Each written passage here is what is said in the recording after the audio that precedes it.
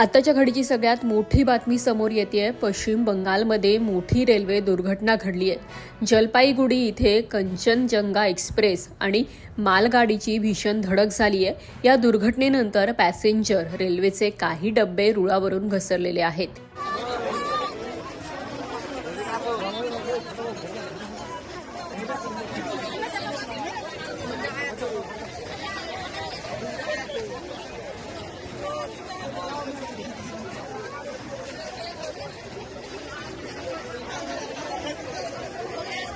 रंगापाणी आणि नीचबाडी दरम्यान एक्सप्रेसला मागून येणाऱ्या मालगाडीने धडक दिली। कंचनजंगा एक्सप्रेसच्या 3 डब्यांचं मोठं नुकसान झालंय। रेल्वे सेवा यामुळे विस्कळीत झाली आहे। अपघातात 2 जण मृत्युमुखी पडल्याची प्राथमिक माहिती समोर येते।